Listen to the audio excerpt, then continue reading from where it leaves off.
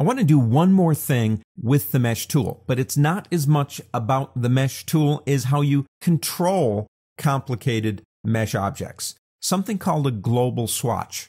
If you've never used global colors before, I think you're going to like these. They're identified actually by that little tiny, let me make this a little bit bigger for you. That dog ear right there means that color is a global. So I actually made these to save a little bit of time. But how do you make a color a global color? Well, you can click the New button right here. And when you click the New button, it'll ask you for a name. It's a process color. Here's the word global. Actually, let's do this. Look at this one right here. That is not a global. If I double click it, the global button is not selected.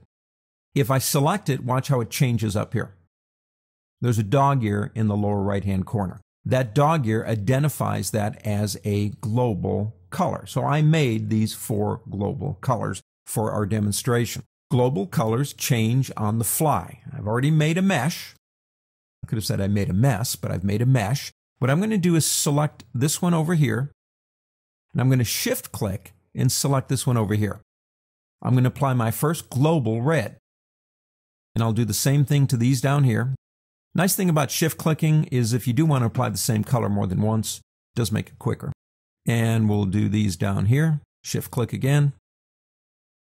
And one more set. This is a simple mesh, obviously. Shift-click. All right, got it all done.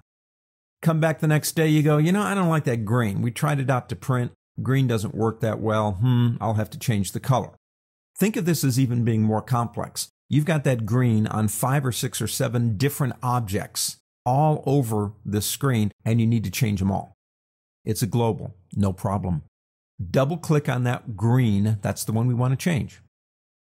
Turn the preview on so we can see this happen. Watch what happens when I begin moving. As I move the sliders, the color changes. I love global colors because they give you the ability in a document to actively change things. So not only do they make life a whole lot easier for you, they're great for experimentation on trying different colors. Don't forget you've got globals, especially when you're working on complex objects like meshes.